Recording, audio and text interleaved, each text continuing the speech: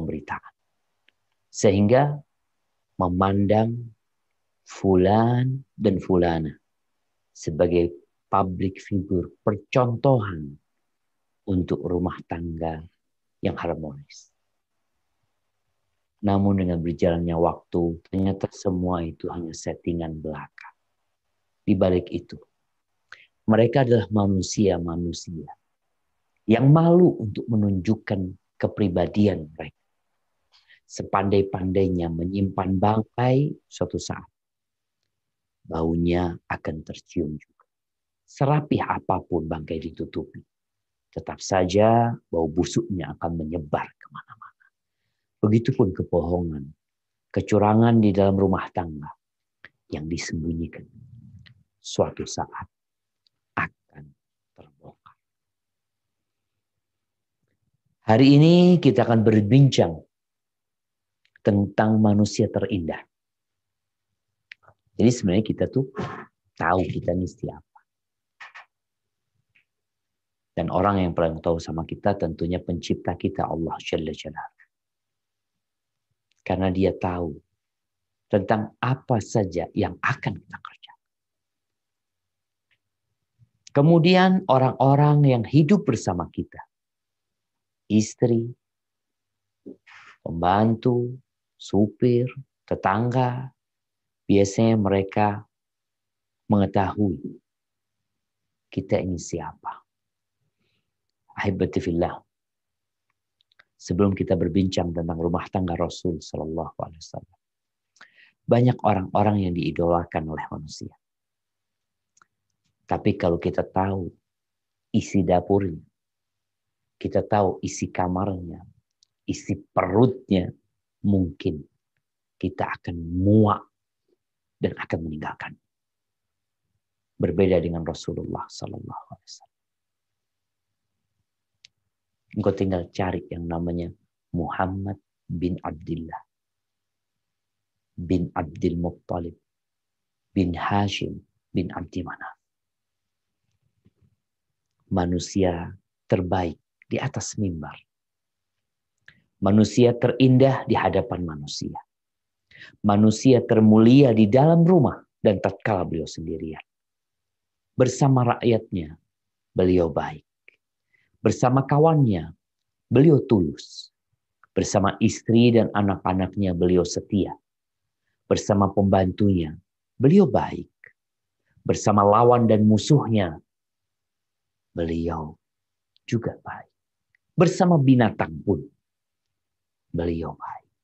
Sallallahu alaihi wasallam. Oleh karena itu, Allah Azza wa Jalla berfirman, agar kita mencontoh beliau. Jangan mencontoh yang lainnya. Kita banyak mengidolakan artis, penyanyi, pemain bola. Siapa mereka? Engkau nggak tahu sama mereka kecuali yang ditampilkan di layar belakang. Sedangkan Nabi alaihi salatu wassalam, engkau akan tahu segala-galanya tentang beliau alaihi salatu wassalam. Engkau akan tahu bagaimana Rasulullah sallallahu alaihi wasallam di dalam kamar mandi bersama istri. Bagaimana tatkala beliau di meja makan bersama istri. Bagaimana beliau bersama anak-anak. Bagaimana beliau bersama pembantunya alaihi salatu wassalam. Semuanya indah. Oleh karena itu Allah berfirman di surat Al-Ahzab ayat 21. Coba dibuka Quran. Surat Al-Ahzab ayat 21. Nah, tafadhal.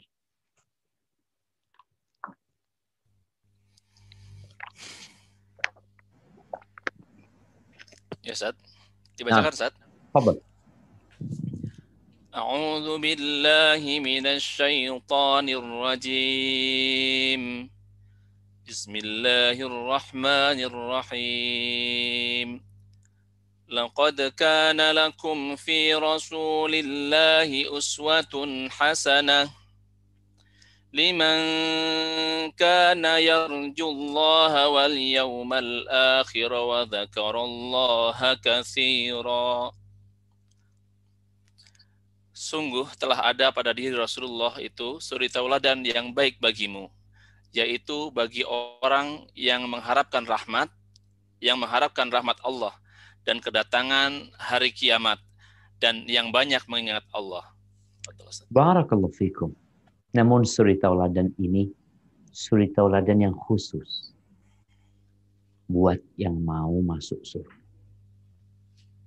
Untuk yang ingin hidup berbahagia di dunia dan akhirat. Tapi kalau yang ambisinya dunia, dia ingin bahagia di dunia kemudian masuk neraka, nggak dapat di sini. Di diri Nabi SAW segala keindahan yang diperlukan oleh manusia dalam kehidupan pribadi dia, dalam kehidupan keluarganya, dalam kehidupan bersama masyarakat,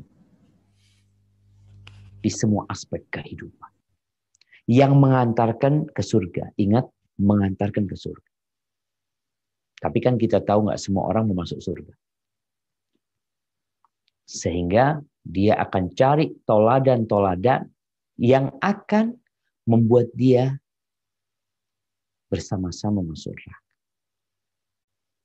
Mungkin kalau Anda mengatakan seperti ini, akan ada yang mengatakan, nggak ada lah Ustaz orang yang masuk neraka, mana mungkin ada. Iya. Rasulullah SAW pernah mengatakan, kullu ummati yadkhulul jannah. Semua umatku itu masuk surga. Semua follower Rasul SAW itu masuk surga. Kecuali yang nggak mau masuk surga. Disinilah muncul pertanyaan dari para sahabat. Waman ya'ba ya Rasulullah. Siapa yang enggan masuk surga itu kayak apa? Maka beliau alaihissalatu wassalam mengatakan, man ata'ani dakhalal jannah.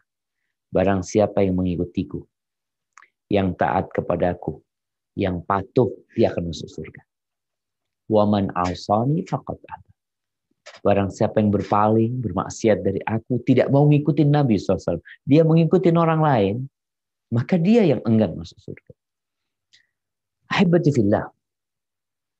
Kita tidak akan berbincang tentang semua kehidupan Rasul SAW. Waktu kita terbatas. Kita akan berbincang tentang kehidupan rumah tangga beliau. Antum kalau baca Al-Quranul Karim, maka semua perintah yang ada dalam Al-Quranul Karim berkaitan dengan urusan rumah tangga. Maka beliau orang yang pertama kali mengamalkan. Istrinya ketika ditanya tentang akhlak Nabi SAW, Aisyah ditanya, gimana sih akhlak Nabi SAW? Kalau di luar, ketahuan. Para sahabat bisa ditanya, gimana sih Nabi SAW di masjid, gimana Nabi ketika ke pasar, gimana Nabi ketika dalam perjalanan, dalam berjihad, itu urusan orang luar yang tahu. Itu dipandang. Yang mungkin saja manusia melakukan itu untuk pencitraan. Ya, mungkin saja. Mereka ingin tahu Nabi di rumah kayak apa. Dia kepingin tahu gimana akhlak Nabi SAW. Apa kata istrinya? Kana khuluquhu al-Quran. Akhlaknya Nabi SAW, Quran. Kau baca Quran. Dari awal sampai akhir itu akhlaknya Nabi SAW. Dan beliau alaihi salatu wassalam pernah berkata, khairukum khairukum li ahli wa ana khairukum li ahli. Orang yang terbaik di antara kalian adalah yang paling baik sama istrinya. Dan aku adalah orang yang paling baik sama istri. Nggak ada manusia yang lebih baik dari Nabi alaihi salatu wassalam. Sebagian kita nih mungkin merasa telah berbuat baik sama istri. Merasa. Maka hari ini kita ingin membincangkan tentang Nabi alaihi salatu wassalam supaya paling tidak kita punya cermin lah. Punya standar, punya timbangan sehingga kita tahu anak kok nggak kayak gitu ya. Sebagian perempuan ketika suaminya mati itu bukan innalillahi wa inna ilaihi raji'un. Mereka malah mengatakan alhamdulillah, capek anak menghadapi suami yang seperti ini. Tapi ketika Rasul SAW meninggal dunia, yang sedih bukan hanya istrinya. Seluruh umat Islam bersedih. Sampai hari. Sallallahu alaihi wasallam. Haibati fillah. Mungkin sebagian mengatakan, iya beliau itu nabi kan. Beliau kan dapat wahyu. Mana mungkin kita bisa mencontoh beliau. Beliau itu dapat wahyu langsung. Beliau itu manusia. Seperti kita. Dan Allah tidak mengutus malaikat. Kalau malaikat yang diutus untuk menjadi rasul, maka kita pantas mengatakan nggak mungkin Anda mencontoh. Kenapa? Itu malaikat. Nggak nabi manusia. Oleh karena itu Aisyah radhiyallahu taala anha mengatakan kana basyaran minal basyar. Nabi itu manusia biasa. Seperti manusia yang lainnya. Yafli taubahu. Nabi itu kadangkala jahit bajunya sendiri. Wa yahlubu syatahu. Beliau memeras kambingnya sendiri. Wa yakhdumu nafsahu. Beliau melayani dirinya sendiri. Sallallahu alaihi wasallam. Beliau manusia. Sehingga nggak ada alasan bagi kita untuk tidak meneladani Rasulullah sallallahu alaihi wasallam. Tapi sekali lagi, beliau itu teladan bagi yang mau masuk surga. Ini di garis bawahnya. Tapi kalau nggak mau masuk surga, maka dia akan mengatakan, Nabi kayak gini, kayak gitu. Malah dia akan menjelek-jelekan Rasul sallallahu alaihi wasallam. Haibati fillah. Bagaimana beliau bersama anak-anaknya sebelum kita berbincang bersama istrinya? Anda ingin menyampaikan bagaimana orang tua ini baik sama anak-anak. Kenapa? Anak-anak itu akan mencontoh orang tua. Ketika dia ngelihat bapaknya ini baik sama anak-anaknya, menebarkan cinta dan kasih sayang, maka sang anak akan menumbuhkan cinta dan kasih sayang dalam keluarganya nanti. Jadi anak-anak ini akan mencontoh rumah tangga orang tua. Nabi SAW menikah dengan Khadijah. Dan beliau memiliki beberapa anak. Kita tahu semua Nabi menikah sama Khadijah ketika umur 25 tahun. Sedangkan Khadijah umur 40 tahun. Dan beliau punya anak laki-laki yang meninggal sebelum baligh. Dan beliau memiliki anak-anak perempuan yang tumbuh besar sampai akhirnya mereka masuk Islam. Ada Zainab, ada Ruqayyah, ada Ummu Kalthum, dan ada Fatimah. Mereka adalah putri-putri Nabi alaihi salatu wassalam. 3 meninggal dunia sebelum Nabi. Bayangkan gimana Nabi menguburkan anak-anaknya. Semua anak Nabi itu, yang laki-laki dan yang perempuan kecuali Fatimah, itu meninggal ketika Nabi sedang hidup. Ini ujian yang besar bagi orang tua. Haibati fillah. Nabi sangat peduli sama anak-anak. Beliau itu begitu mencintai. Memberikan perhatian. Sambutan yang hangat buat mereka. Bagaimana Aisyah radhiyallahu taala anha menggambarkan hal ini. Ini istri Nabi menggambarkan bagaimana Nabi sama putrinya. Apa kata Aisyah? Kanat idza dakhalat alaihi qama ilaiha. Kalau Aisyah datang bertamu ke rumah Nabi kalau Fatimah datang bertamu ke rumah Nabi alaihi salatu wasallam, maka Nabi berdiri menyambutnya. Dipegang tangannya. Dikecup sama Nabi SAW. Didudukkan di tempat duduk Nabi alaihissalam. Bayangin. Gimana Nabi sama anaknya. Wa kana idza dakhala 'alaiha qamat ilaih. Dan sebaliknya, kalau Nabi yang berkunjung ke rumahnya Fatimah, maka Fatimah akan mengambil tangan ayahnya, menciumnya, dan mendudukkan di tempat duduknya Fatimah radhiyallahu taala. Apabila engkau menjadi ayah yang seperti itu, insya Allah rumah tanggamu penuh cinta dan kasih sayang. Nggak ada keributan. Kalaupun ada ribut sedikit. Kenapa? Karena semuanya dibangun di atas Islam dan berbuat baik dalam kehidupannya. Di antara yang menunjukkan perhatian beliau kepada anaknya. Anaknya udah nikah. Fatimah udah menikah. Dia bekerja sendiri. Sampai tangannya itu kasar. Dia nggak bisa beli tepung.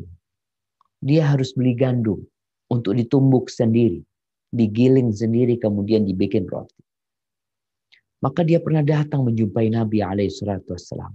Meminta pembantu kepada Nabi SAW.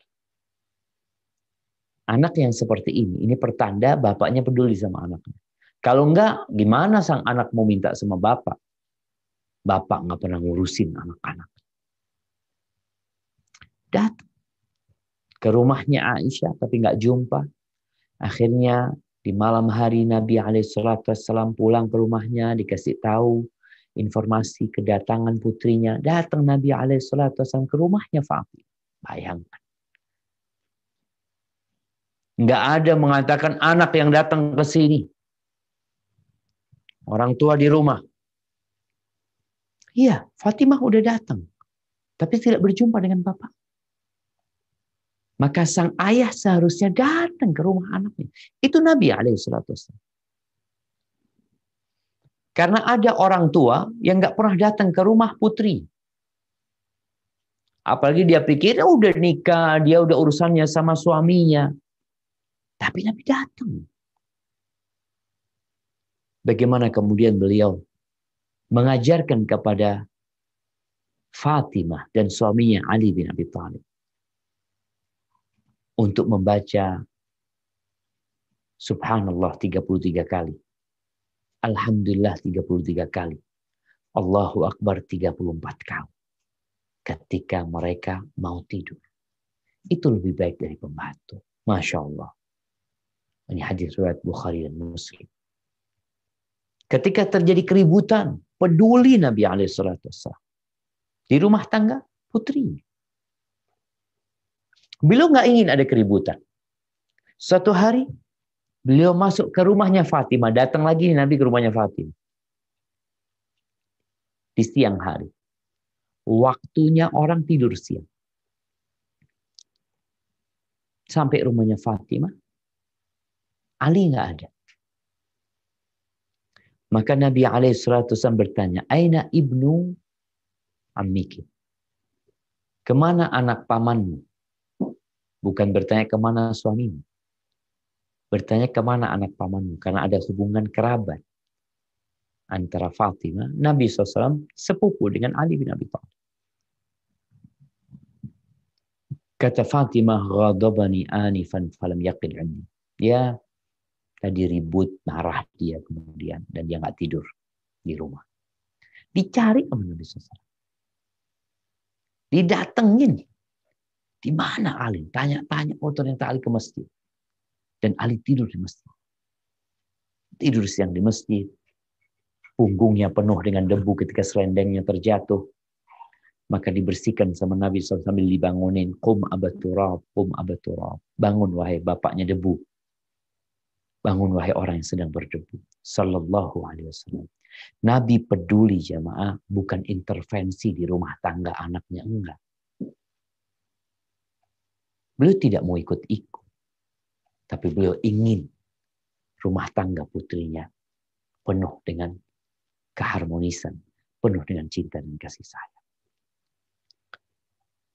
Kalau bicara mentransfer kasih sayang, orang tua perlu mentransfer kebahagiaan, kasih sayang kepada anak-anaknya. Ya. Nabi cerita rahasianya kepada putrinya. Istrinya nggak dikasih tahu. Putrinya dikasih tahu. Sallallahu ala nabiyina wasallam. Terus ketika Fatimah punya anak, Hasan dan Husain. Siapa yang aqiqah? Bukan Ali. Nabi tahu dengan rumah tangga anak. Susah mereka berdua. Maka Nabi yang menyembelih kambing aqiqah tersebut. Untuk kedua cucunya sallallahu alaihi wasallam. Masih banyak cerita lain bagaimana beliau bersama putrinya ketika putrinya sakit. Istrinya Utsman bin Affan, Ruqayyah, ketika sakit. Waktu itu Nabi alaihi salatu wassalam mau berangkat perang Badar. Nabi mengatakan kepada Utsman, engkau enggak usah ikut. Engkau rawat istri. Seperti itu orang. Dalam kondisi sakit beliau tetap peduli dan memerintahkan suaminya untuk ngurusin istrinya. Karena beliau harus berangkat. Alaihi salatu wassalam. Tapi bagaimana beliau sama istri-istrinya?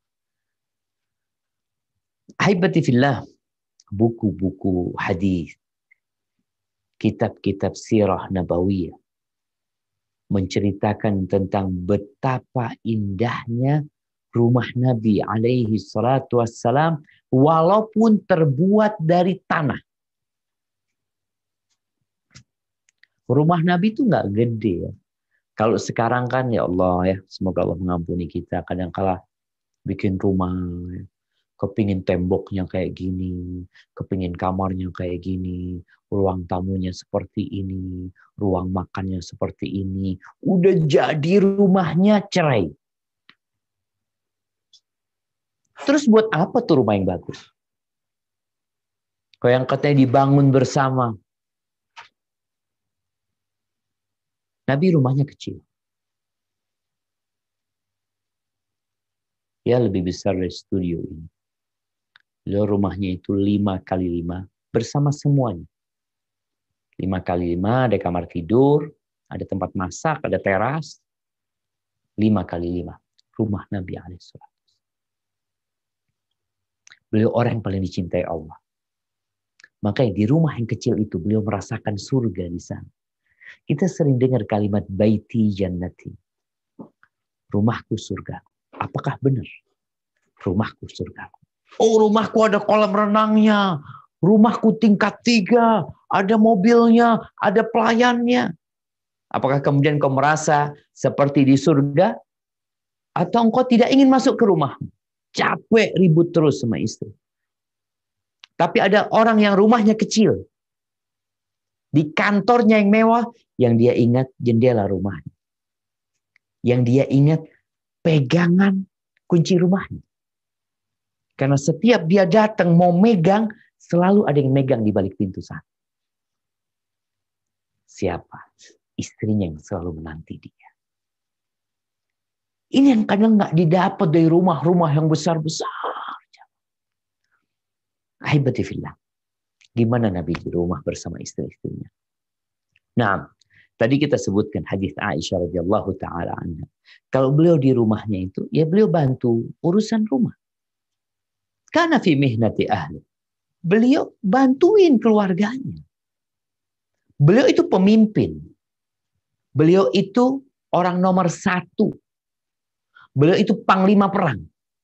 Bisa bayangin ya, bagaimana panglima perang pulang dari perang dan dapat mengalahkan musuhnya. Atau dia kalah. Kira-kira kalau pulang, terkadang terbawa emosi dia di medan perang. Kebawa itu, kebayang masih bagaimana dia menghadapi musuh-musuhnya. Tapi Nabi SAW masuk rumahnya, maka beliau berubah. Kau berubah? Berubah menjadi seorang suami. Berubah menjadi seorang ayah. Jadi seakan-akan buka pintu rumahnya itu langsung pleng. Beliau jadi suami. Maka kata Aisyah radhiyallahu taala anha, kana fi mihnati ahli.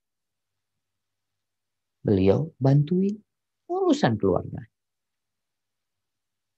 Fa idza uqimatis shalah, tapi kalau masuk waktunya sholat, dikumandangkan adzan, diajak sholat, beliau berubah. Kata Aisyah radhiyallahu taala anha, ka'annahu la ya'rifuna wa la na'rifu. Kalau sudah masuk waktunya sholat, Seakan-akan beliau nggak kenal sama kita nggak kenal sama beliau. Dan ini suami yang profesional dan proporsional. Kenapa? Waktu bersama keluarga untuk keluarga. Karena sebagian orang waktu bersama keluarga untuk kerjaan juga. Anda masih ingat di awal-awal ada BlackBerry, di mana perusahaan-perusahaan besar itu memberikan hadiah kepada karyawannya BlackBerry semua. Akhirnya mereka dapat berapa bulan, mereka komplain. Mereka kembalikan tuh BlackBerry. Kenapa? Karena privasi mereka di rumah sudah hilang. Gara-gara BlackBerry ini dulu ya. Waktunya istirahat sama keluarga dihubungin sama kantor. Dikirimin tugas sama kantor. Maka bagaimana Nabi bersama istrinya? Kalau masuk rumah, ingat waktunya keluarga. Usahakan pekerjaan itu ditinggal. Oh tapi penting ini itu macam-macam. Ya, kasih waktu lah. Mungkin ketika masuk rumah, mau pulang kerja, handphonenya dimatikan, ya ditaruh. Soalnya kalau dihidupin nanti ada telepon, ini itu. Makanya kadang-kala anak di rumah itu, anak lupa matikan handphone. Anak-anak ribut, Bapak ada yang telepon. Ada yang telepon, biarin. Ini fulan, biarin. Sekarang waktunya sama keluarga. Jadi kalau kita tidak bisa mengatur diri kita contoh Nabi SAW. Mampu melakukan itu. Apakah engkau nggak mampu untuk mematikan handphone? Oh Ustaz, fulus Ustaz. Kalau dimatikan takut rezekinya berkurang. Karena ada orang telepon pesan ini, pesan itu ya. Apa engkau nggak takut kehilangan kebahagiaan di dalam rumah? Nggak takut nggak kehilangan anak-anakmu? Karena ada anak yang sampai mau beli waktu orang tua. Karena bapaknya disibukkan dengan pekerjaan. Ingat, Nabi SAW kalau masuk rumah, beliau menjadi seorang suami, beliau menjadi seorang bapak, ya udah. Jangan diganggu privasi Nabi SAW. Istri ya, ini kalau bicara Nabi ya, Anda juga perlu mengingatkan istri ya. Tolong para istri kalau suaminya datang, lagi telepon, lagi ada tamu ini itu, usahakan tamunya diusir. Sampaikan suamiku udah datang, minta maaf. Kalau lagi ada telepon, udah langsung matikan. Kalau perlu ngomong, afwan, minta maaf, suamiku lagi datang. Nggak perlu malu gitu. Karena ada perempuan-perempuan yang ketika suaminya datang, dia lagi telepon, dia nggak ngomong lagi suaminya datang. Dia ngomong, afwan, baterainya mau habis, bohong lagi. Baterainya nggak habis. Oh, afwan, lagi ada perlu ini itu. Engkau katakan suamiku lagi datang. Mohon maaf. Ini juga untuk memberikan pelajaran kepada kawanmu.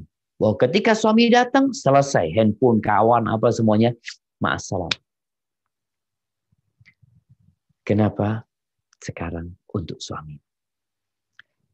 Taib. Kemudian bicara romantisnya Nabi SAW. Nanti kita mau bicara sabarnya Nabi SAW. Kita bicara romantisnya dulu. Bagaimana Rasulullah SAW ya bersama Sofia. Kadang-kala kalau kita pikir, iya Nabi sama Aisyah doang romantis, enggak, sama semua bini. Sama Sofia. Bagaimana Nabi SAW ketika Sofia mau naik onta. Sofia ini tidak tinggi orangnya. Orang tinggi pun kesulitan naik onta. Gimana orang yang tidak tinggi. Sehingga ketika mau naik onta, biasanya itu dikasih tangga. Nggak ada tangga. Maka Nabi duduk jemaah. Menjadikan lututnya tangga untuk Sofia. Bayangkan. Nabi SAW yang dapat wahyu dari Allah Azza wa Jalla menjadikan lututnya sebagai tangga buat istri. Engkau siapa? Engkau siapa? Bos, bintang 4, mau bintang 5 pun kau bukan siapa-siapa. Maka contoh Nabi SAW bagaimana memuliakan istri. Kalau sekarang ya kita bisa membukakan pintu mobil buat istrinya. Istrinya suruh naik dulu, Fadl naik dulu. Masya Allah. Setelah istrinya naik, kadang-kala kan ada perempuan kalau naik mobil itu jilbabnya masih keluar ya. Suami juga bisa memperhatikan, Fadl. Udah naik, tutupkan pintunya. Masya Allah. Ya, dulu naik onta, sekarang naik mobil. Naik motor juga kayak gitu. Bagaimana istrinya udah duduk ya di motor, udah enak. Bismillah, udah baru jalan. Kadang-kadang kan suami cepet. Istrinya belum duduk benar udah jalan kadang-kadang. Nah, perhatikan istrinya. Nabi perhatian sama bininya. Mungkin pakaikan helm buat istrinya. Ketika istrinya udah turun, dibukain helmnya, diletakkan. Muka yang naik motor ya. Nggak harus motornya itu nggak harus pakai moge antum baru romantis. Pakai motor apapun antum bisa romantis. Mencontoh Rasul Sallallahu Alaihi Wasallam. Kemudian Nabi mengantarkan istrinya. Ketika Nabi sedang iktikaf di Masjid Nabawi. Iktikaf di Masjid Nabawi. Malam hari datang Sofia. Ada yang ingin dia sampaikan. Apakah Nabi alaihissalatu menolaknya? Mengatakan, aku sedang iktikaf, sana pulang. Tidak. Beliau menyambut istrinya. Ahlan wa sahlan. Ada sesuatu yang ingin dia sampaikan. Nabi dengerin, ngobrol sampai malam hari. Udah malam hari, nggak mungkin Sofia pulang sendiri. Beliau dalam kondisi iktikaf. Beliau keluar dari tempat iktikaf. Beliau mengantarkan Sofia sampai ke rumahnya. Sallallahu alaihi wasallam. Antum, mudah-mudahan nggak kayak gitu, Ustaz. Aman, Ustaz. Kalau bininya 2 baru anda bisa kayak gitu, Ustaz. Ya, kadang-kadang sama istri kedua engkau melakukan itu. Sekarang istrimu yang ada di rumah. Menyuapi istrinya. Menyuapi, ambilkan makanan. Kapan terakhir antum nyuapin istri? Dulu saat pengantin baru, waktu bulan madu, ya sebulan lah waktu kau makan suap-suapan. Kalau sekarang makan sendirian, sampai rumah langsung terkapar tidur, nggak ngurus sama urusan istri. Nabi alaihissalam mengatakan tentang nafkah yang kita keluarkan. Apa kata beliau? Al-mu'min yu'jaru fi kulli syai'. Hatta fil luqmati yarfa'uha ila fimra'ati. Rawahu Ahmad. Seorang yang beriman itu akan dikasih pahala dalam segala sesuatu yang dikerjakan. Pokoknya dia beriman. Hatta luqmah, sampai sesuap makanan yang dia angkat ke mulut istrinya, dia dapat pahala. Bukankah ungkapan ini ungkapan yang sangat romantis? Tidak bicara nafkah yang dibawa oleh suami, tapi makanan yang diangkat disuapi istrinya, dapat pahala. Kita ngamalkan itu enggak? Kadang-kala istri kita bukain mangga buat kita, bukain jeruk buat kita. Apa nggak bisa engkau? Dia yang bukain mangga. Sebelum engkau makan, engkau ambil dulu suapi istri. Engkau dulu yang makan. Engkau yang capek itu bukan. Masa engkau nggak nyobain? Subhanallah. Istri menghormati suaminya. Sang suami menyayangi istrinya. Rasulullah Sallallahu Alaihi Wasallam kata Aisyah radhiyallahu taala anha, kalau beliau datang dari luar rumah, ketika beliau masuk rumah, bada'a bisiwak. Beliau memulai dengan siwak. Beliau menjaga bau mulutnya untuk istrinya. Karena kebanyakan kita itu tampil rapi, tampil menawan kalau keluar rumah. Tapi ketika masuk rumah, nggak ada lagi sudah. Nabi alaihissalam sebaliknya. Beliau berangkat rapi, pulang rapi. Pulang Agar ketika ngobrol sama istrinya, berdekatan sama istrinya, yang dicium sama istrinya, segala sesuatu yang indah dan wangi. Beliau makan. Ketika beliau di meja makan, gimana Nabi SAW? Ceritanya Aisyah radhiyallahu taala anha. Ketika sedang makan, di situ ada daging yang bertulang ya. Kata Aisyah, kuntu ata'arraqul araq. Aku menggigit daging tuh yang nempel di tulangnya. Kemudian aku berikan kepada Nabi SAW. Fawaba'u fahu ala mawdi'i fihi. Nabi meletakkan mulutnya di tempat aku menggigit. Sallallahu alaihi wasallam. Kuntu ashrub. Aku minum di wadah. Setelah minum, kemudian beliau berikan kepada Nabi SAW. Apakah ada yang memandang, oh istri kurang ajar itu. Masa minum dulu baru suaminya dikasih? Enggak. Nabi membiarkan Aisyah minum terlebih dahulu. Lalu Nabi mengambil untuk meminumnya. Di mana beliau letakkan bibirnya? Di tempat Aisyah haid. Kata Aisyah, aku sedang datang bulan, aku sedang haid. Artinya nggak bisa dipakai nih Aisyah dalam kondisi sedang datang bulan. Kan ada suami-suami yang romantis, kan ada perlunya, ada maunya sama istri. Ini istri yang sedang haid. Tapi Rasulullah SAW melakukan hal ini. Bagaimana sabarnya Nabi bersama istri? Kalau itu bicara romantis, ya Allah. Ini ceritanya Umar bin Khattab radhiyallahu anhu. Dalam hadis yang diriwayatkan Imam Muslim atau Imam Bukhari. Nah, diriwayatkan Imam Muslim. Jadi ceritanya Umar ini lagi ngobrol, lagi ngomong sesuatu sama istrinya, dia ingin membuat sesuatu, tahu-tahu istrinya menimpali ucapan Umar. Dulu orang Quraisy ini nggak mau istri ikut-ikutan urusan suaminya. Apalagi bantah suami, marah mereka.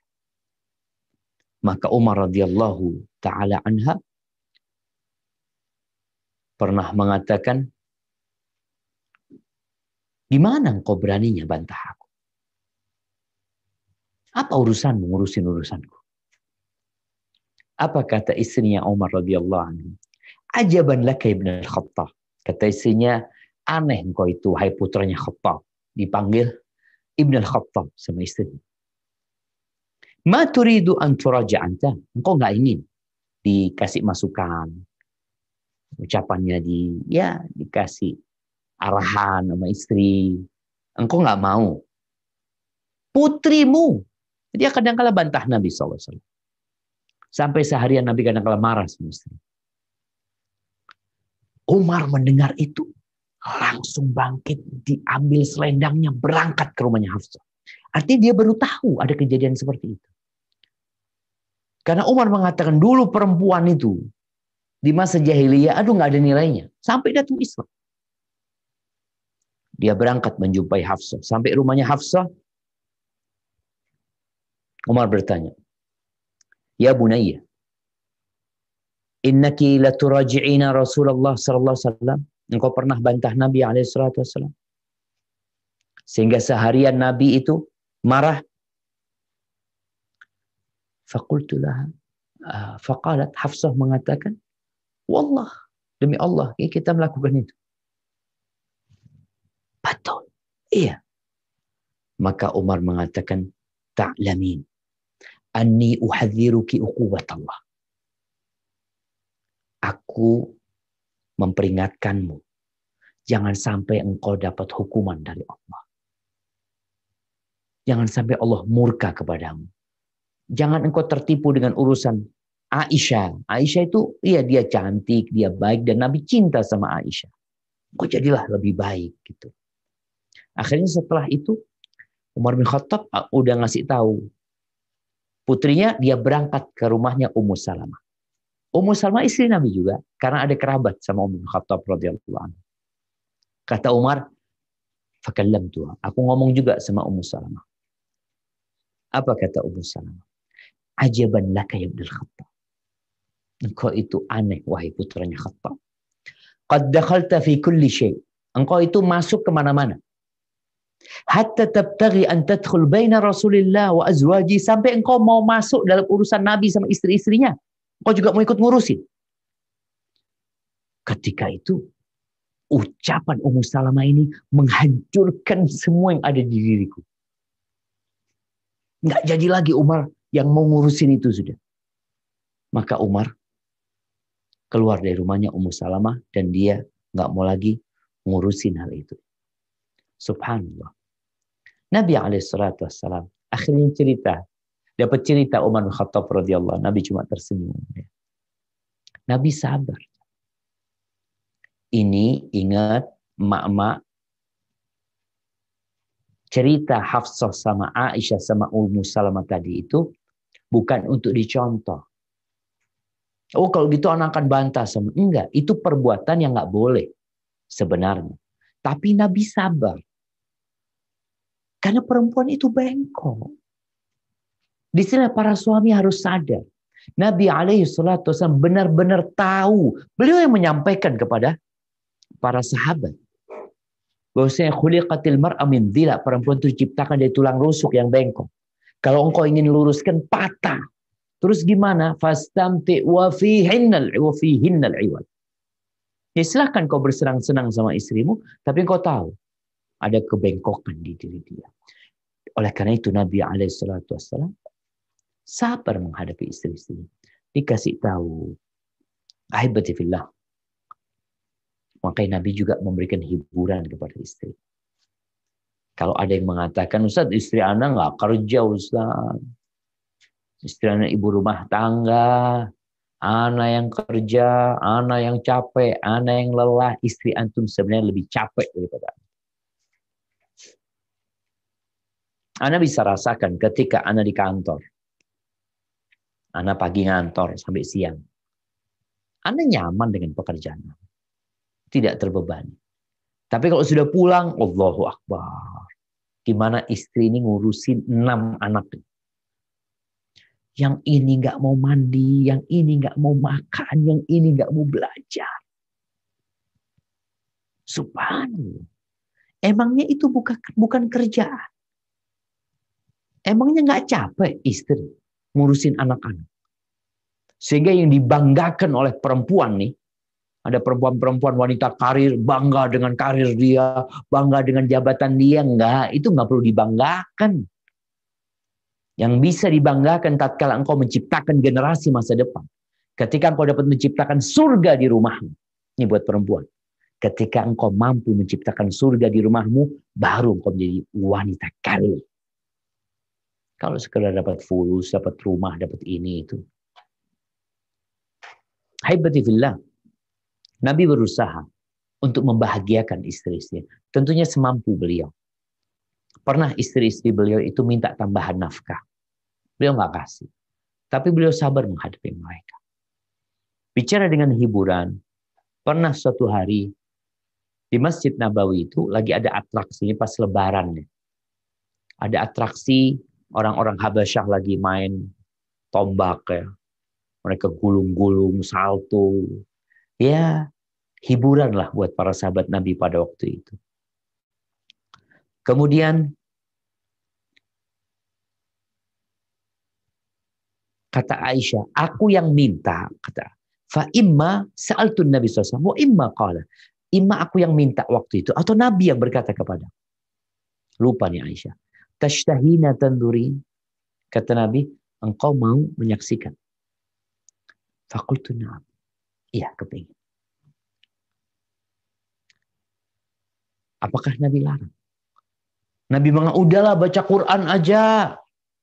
Di situ tumakninah orang kalau membaca Al-Quranul Karim mendapatkan sakinah, betul. Tapi kita hidup di dunia. Istri itu juga perlu hiburan. Perlu rekreasi. Perlu meninggalkan kejenuhan di rumahnya. Di sini Nabi SAW mengatakan kepada kepada Aisyah, engkau mau lihat? Fakultu na'am. Fa'aqamani wara'ahu. Khaddi ala khaddi. Nabi itu meletakkanku, memberdirikan aku di belakang. Pipiku menempel sama pipinya. Bayangin ya.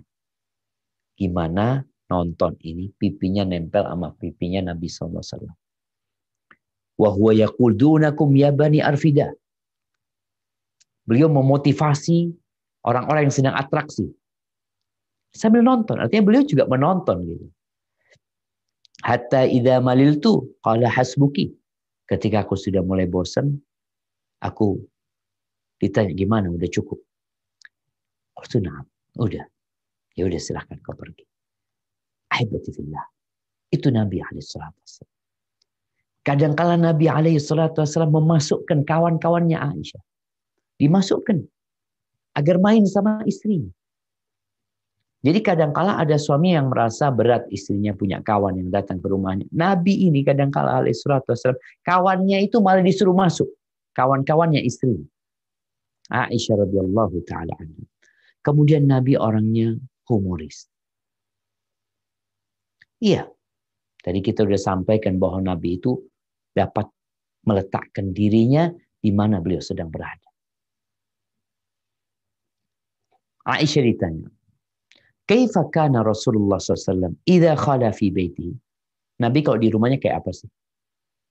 Faqalat kana alyanan nas. Beliau orang yang paling lembut. Wa akraman nas. Beliau orang yang paling mulia. Kana rajulan min rijalikum.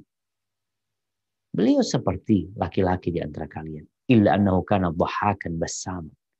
Tapi beliau itu suka tersenyum. Suka tertawa sama istrinya. Jadi jangan tegang. Jadi ada suami yang kalau masuk rumah kayak macan. Jadi istri dan anak-anak itu kalau bapaknya datang, yang awalnya ada ketawa-ketawa ya, tahu-tahu kayak mati lampu ya, mah. Gak ada suara. Kenapa? Bapak datang. Soalnya kalau kita nggak diam, nanti yang keluar dari mulut bapaknya ini kebun binatang. Keluar ini teriak-teriak. Nabi enggak. Subhanallah. Beliau memanggil istrinya dengan panggilan-panggilan yang indah. Dipanggil tuh Nabi memanggil istri, ya Aish. Panggilan yang penuh dengan kemanjaan. Ya muwaffaqah, wahai yang mendapatkan petunjuk.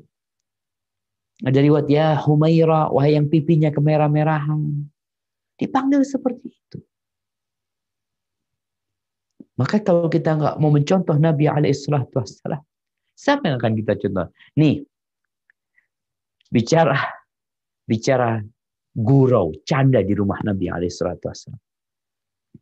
Ini ceritanya Aisyah.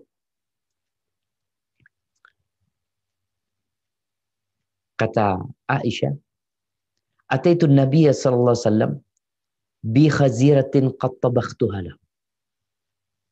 Aku mendatangi Nabi SAW membawa ya adonannya yang sudah dimasak buat Nabi SAW.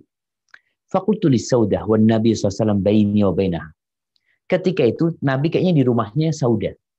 Saudah ini istri Nabi yang paling tua. Aisyah istri Nabi yang paling muda.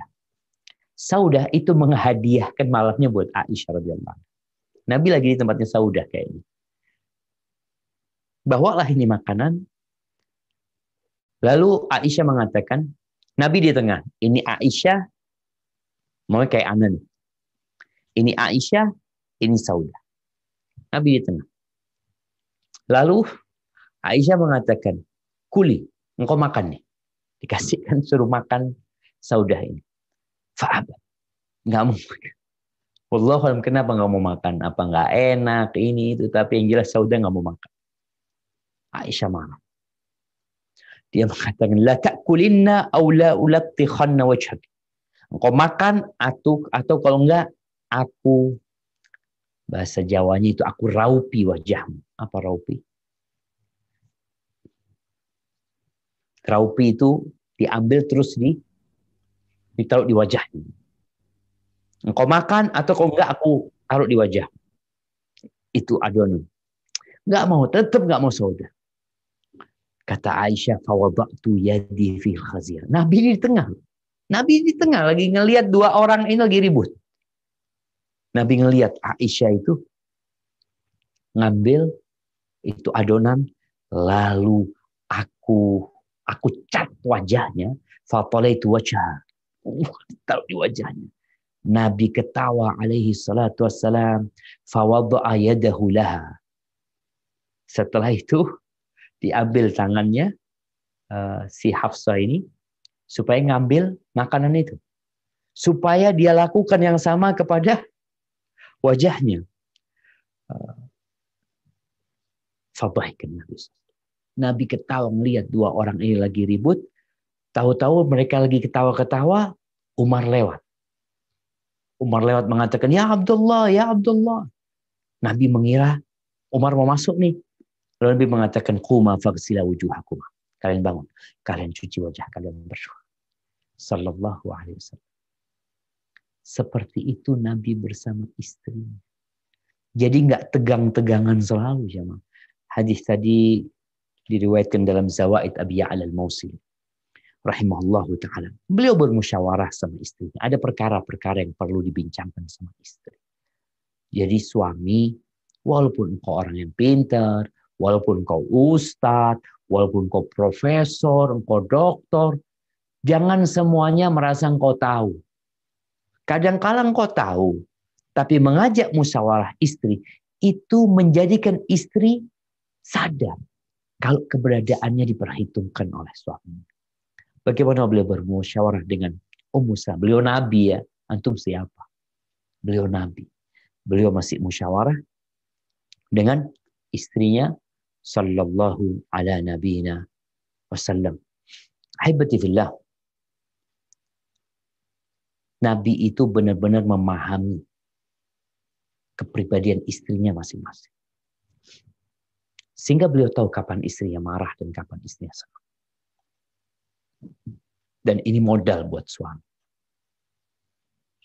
untuk mempertahankan rumah tangga. Kadang-kala ada suami yang tidak peka, nggak sensitif. Istrinya lagi marah, istrinya lagi ada maunya, istrinya lagi datang bulan, istrinya lagi hamil. Ada kondisi-kondisi yang menuntut suami untuk ya memperhatikan istrinya lebih, gitu, kasih perhatian lebih sama dia. Nabi SAW mengatakan, Inni la'arifu ghadabaki wa ridhaki. Aku tahu kapan kau sedang senang, kapan kau sedang marah. Tahu Nabi SAW. Qultu kaif? Gimana kau tahu? Ya Rasulullah. Maka kata Nabi SAW, Innaki idza kunti radiyah. Kalau engkau lagi senang, ya, kalau engkau lagi bahagia, lagi senang sama Nabi SAW, qulti bala wa rabbi Muhammadin. Iya. Ngomongnya itu dengan iya, demi Tuhannya Muhammad. Tapi kalau engkau lagi marah, engkau mengatakan, la, wa rabbi Ibrahim. Enggak. Demi Tuhannya Ibrahim. Apa kata Aisyah? Aja, benar. Lastu uhajir illas. Maka aku tidak meninggalkan kecuali namamu. Sampai nyebut namanya. Jadi memang kadang-kala istri itu kalau lagi marah ya, manggil suaminya tidak lagi dengan panggilan yang indah ya. Kadang-kala manggil dengan nama-nama ya yang biasa aja ya. Yang biasa dipanggil sayang, kadang-kala dipanggil Abu Fulan gitu ya. Karena dia lagi marah. Nabi juga ngobrol sama istrinya di malam hari ya. Ada waktu untuk bermain, ada waktu untuk ngobrol, ada waktu untuk istirahat, ada waktu untuk hiburan. Itu semua diberikan oleh Nabi SAW kepada istri-istrinya. Hadza wallahu a'lam bishawab. Itu yang bisa Anda sampaikan. Kurang lebihnya mohon maaf jemaah. Soalnya kalau kita mau ceritakan lagi, kayaknya waktu kita akan habis untuk mendengar bagaimana Rasulullah SAW. Tapi yang jelas, bacalah Al-Quran. Itu akhlak Nabi SAW. Ya, Anda kembalikan ke Bang Bitung. Barakallahu fikum. Nah. Jazakallah khair Ustaz, insyaallah. Jadi speechless ini saya juga mau ngasih pertanyaannya Ustaz. Ustaz, sudah ada banyak sekali pertanyaan yang masuk, sudah dipilihkan sama panitia 5 pertanyaan insyaallah yang akan kami bacakan. Pada kesempatan pertama ada pertanyaan dari Jawa Timur. Pertanyaannya adalah, Ustadz, suami ana posisi kerja di luar negeri dengan kontrak kerja yang cukup lama. Pertanyaannya, apakah Ana dan anak-anak Ana harus ikut agar bisa berbakti kepada suami. Suami mengajak pindah, tapi dengan banyak pertimbangan. Khawatir pendidikan anak-anak nantinya.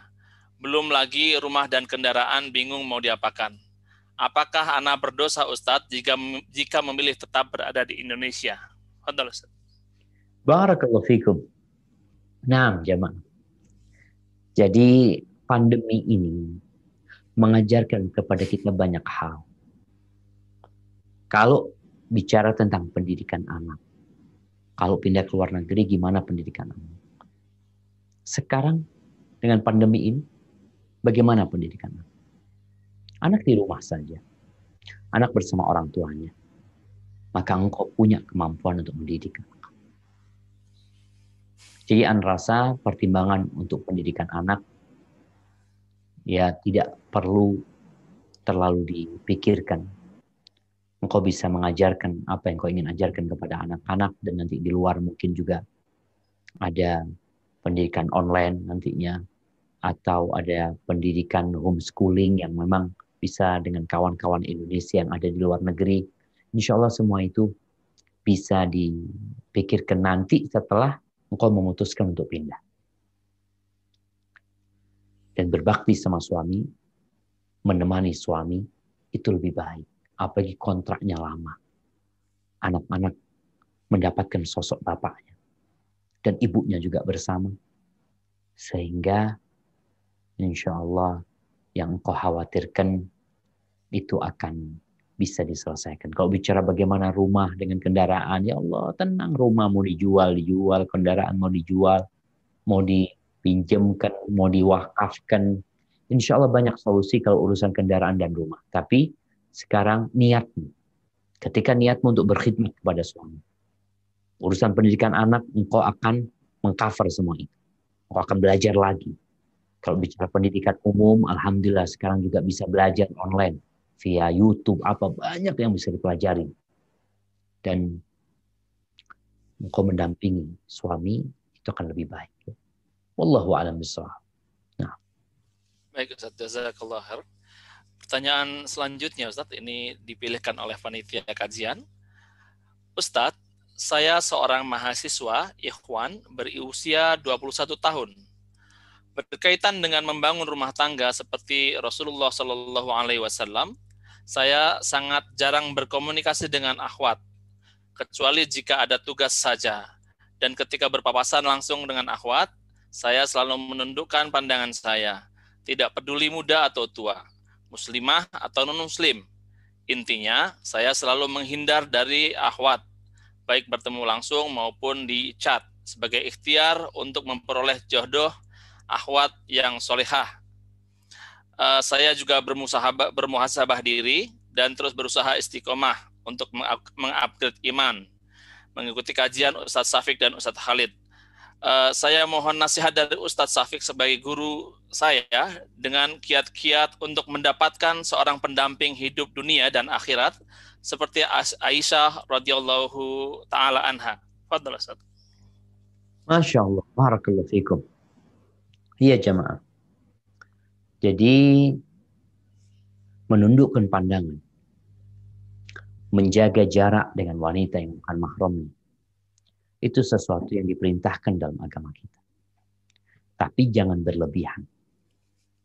Kalau tadi dia katakan nggak peduli dia akhwat itu muda atau tua, dia lewat aja, dia tundukkan pandangannya. Padahal kita tahu, kita diperintahkan untuk menyebarkan salam. Jadi tebarkanlah salam. Memang sebagian ulama mengatakan kalau perempuan muda yang engkau berpapasan dengannya dan takut fitnah, maka jangan salam. Kau takut nanti dijawab kemudian terjadi fitnah. Tapi kalau enggak, yang kau ucapkan salam. Sehingga ini jadi modal utama untuk mendapatkan pasangan hidup yang romantis dan baik hati insya Allah. Soalnya kadang-kala orang takut ketika ngelihat antum, ya Allah orangnya kaku banget ya. Dia kayak nggak tahu dengan ada orang di sekitarnya. La salam, wala kalam, seperti itu. Maka antum perbaiki akhlak dan karakter antum yang perlu diperbaiki. Yang perlu ditingkatkan, ditingkatkan. yang berkaitan dengan tadi bagaimana dia berusaha untuk istiqomah ya, untuk terus ikut kajian dan mengamalkannya dalam kehidupannya. Kalau kiat-kiat mendapatkan istri yang soleha, ya antum udah soleh, alhamdulillah. Kalau melihat ceritanya ya, antum perbanyak istighfar, mohon ampun sama Allah SWT, berdoa, minta istri yang soleha. Kalau antum ingin istri yang seperti Aisyah, maka antum harus seperti Nabi Muhammad SAW. Antum harus sabar. Jangan dipikir Aisyah itu nggak pernah ngambek. Aisyah ngambek. Di rumah Nabi SAW dia pernah, bahkan dia pernah terjadi sedikit keributan di rumah Nabi SAW. Maka antum harus pelajari bagaimana sabar menghadapi istri. Karena kadang-kala ada laki-laki yang nggak siap menghadapi permasalahan dalam rumah tangga. Antum harus persiapkan itu. Yang kedua, gimana antum cari istri yang soleh? Ya, perlu komunikasi yang baik dengan kawan-kawan antum ya.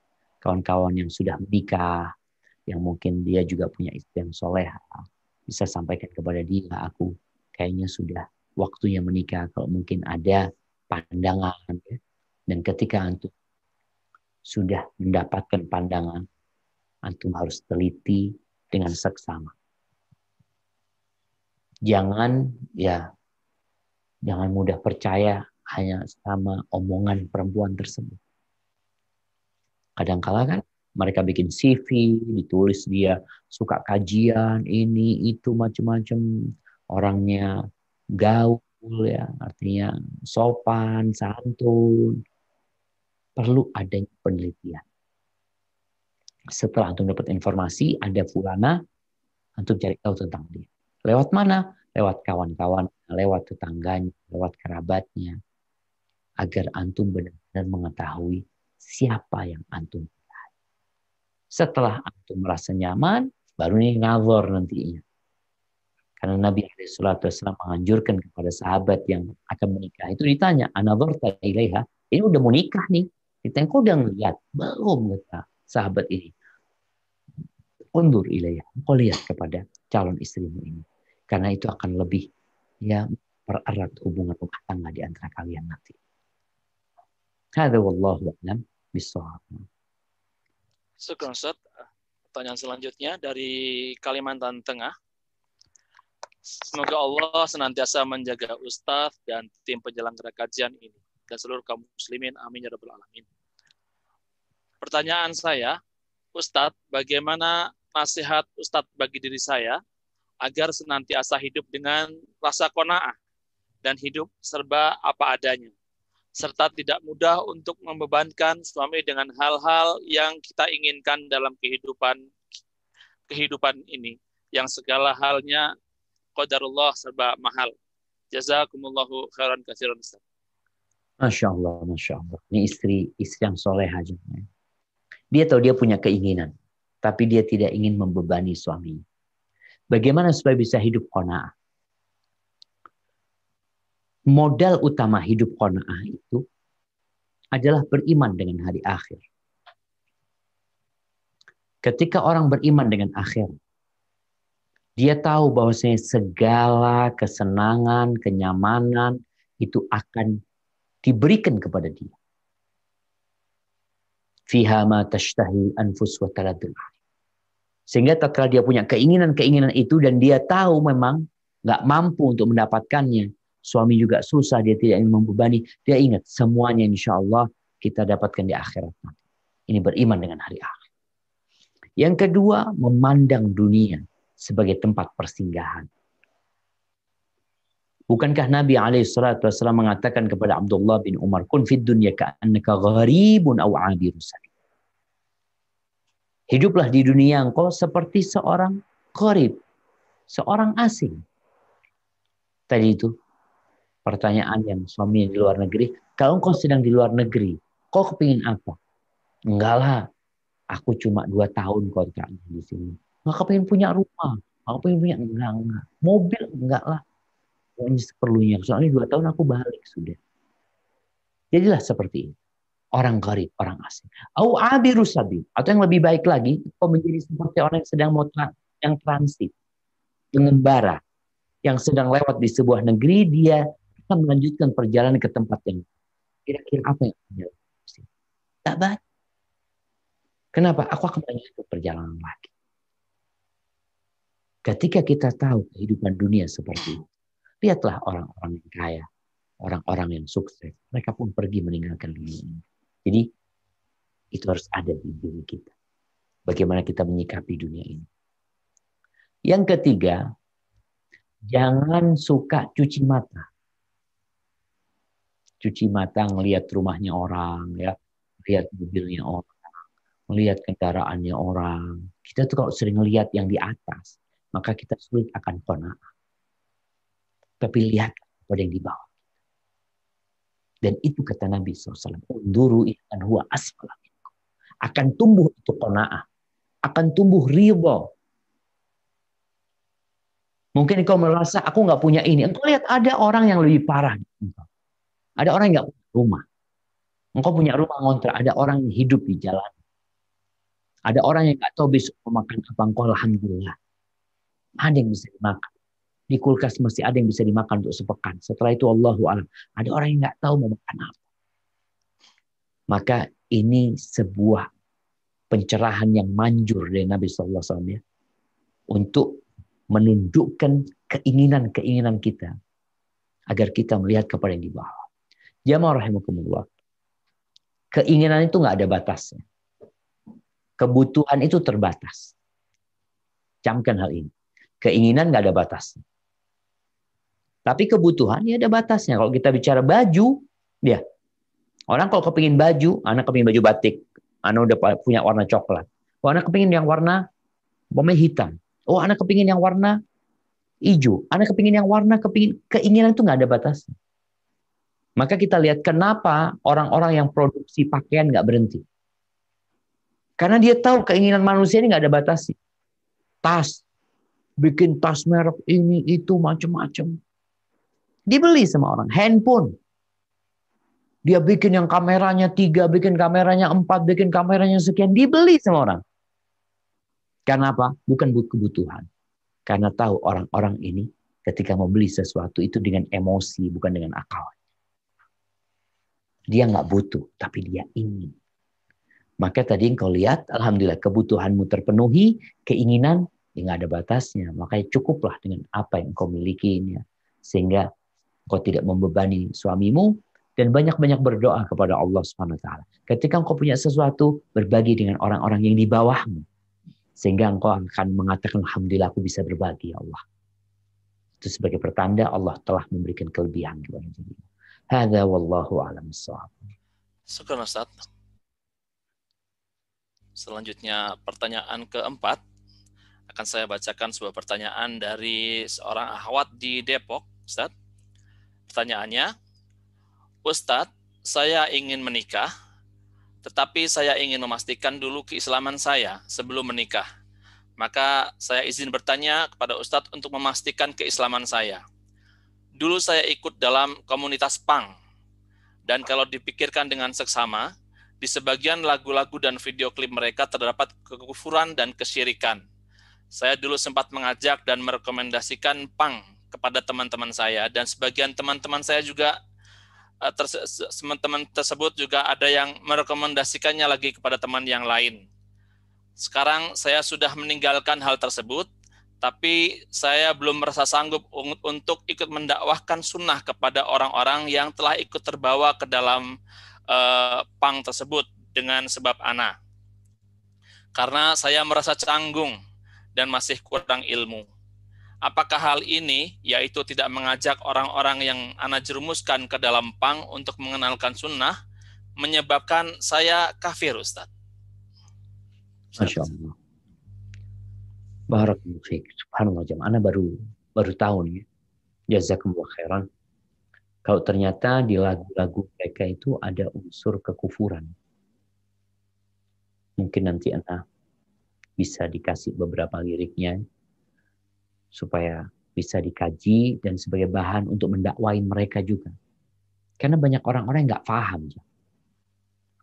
Dulu ada lagu yang bersumpah dengan matahari, bersumpah dengan langit, bersumpah dengan ini.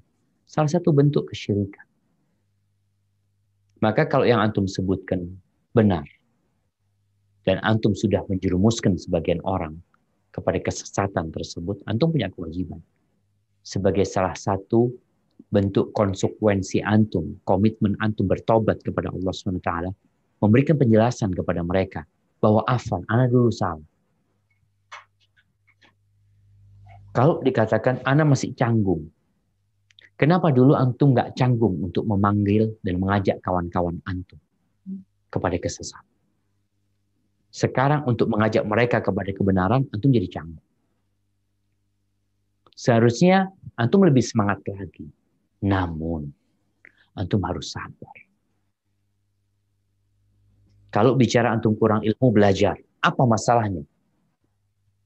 Antum catat tuh. Makanya nanti minta dikirimin, kalau bisa dikirim ke teman-teman di studio atau dikirim ke IG kita. Tentang lirik-lirik itu. Antum pelajarin. Oh, ini kesalahannya di sini, kesalahan di sini. Antum tunjukkan kepada Ustadz. Selesai, ya, antum akan sampaikan kepada kawan-kawan. Dan sampaikan kepada mereka. Kesian mereka. Mereka jadi seperti itu karena engkau yang ngajak. Setelah engkau kembali mengajak mereka kepada Allah, lalu mereka nggak mau, ya urusan antara mereka sama Allah sudah. Tapi kalau engkau mendiamkan diri, kemungkaran itu engkau mengetahuinya dan engkau membiarkannya, sedangkan engkau mampu untuk mengajak mereka, tapi engkau nggak mau, maka akan ada dosa buat antum. Kalau dikatakan antum kafir, enggak, insya Allah. Antum sudah bertobat. Tapi kita tidak boleh membiarkan. Dan sekali lagi, antum pelajari, antum tanya bagaimana cara ngasih tahu, antum cari kawan-kawan antum mungkin yang dulu pernah antum sesatkan. Kemudian setelah itu antum sampaikan imma lewat tulisan atau lewat lisan. Lewat berbagai sarana yang mungkin, antum hadiahkan buku kepada mereka, antum sampaikan kepada mereka, maaf antum, karena dulu mengajak ke jalan yang salah. Setelah itu, doakan mereka agar Allah memberikan hidayah kepada mereka. Intinya jangan kita membiarkan. Istilah kita nggak mampu berdakwah, kalau ana lihat antum mampu. Tapi antum tadi canggung sebenarnya. Hadza wallahu a'lam. Syukran Ustaz. Selanjutnya pertanyaan terakhir, pertanyaan kelima yang akan saya bacakan. Dari Jakarta, di BKT. Ustadz, saya mau bertanya, jika ada bapak yang mengatakan ketika marah dengan anaknya, bahwa apa yang dia berikan untuk pendidikan anaknya tidak akan berkah. Pertanyaan saya, apakah perkataan si bapak tersebut akan dikabulkan Allah Ta'ala? Padahal itu merupakan tanggung jawabnya dia. Apa yang harus dilakukan ibunya? Apakah harus mengambil alih tanggung jawab ini, Ustadz? Mohon nasihatnya. Tunggu, nggak paham ya Bang. Mengambil tanggung jawab gimana maksudnya? Bapaknya nggak berhenti, nggak mau ngasih nafkah lagi, gitu. Dia kalau pas lagi marah suka ngatain, ini kayaknya rezekiku nggak berkah dengan ngasih nafkah kamu. Seperti itu, Ustadz. Terus ibunya mau ngambil tanggung jawab itu. Maksudnya nggak mau ngasih, bapak mau berhenti ngasih nafkah, akhirnya ibu yang akan memberikan nafkah. Yang saya simpulkan dari pertanyaan ini adalah kalau misalnya dirasa jawabannya adalah tidak berkah, maka ibunya yang akan memberikan nafkah itu. Nah, mahibati fillah. Ya, hati-hati anak-anak ini. Di antara doa yang mustajab adalah da'watul walid